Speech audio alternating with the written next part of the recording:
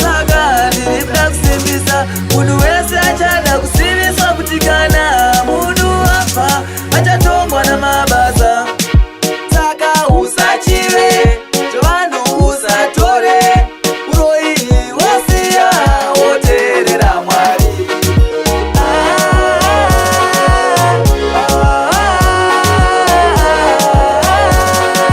Pasina ndaro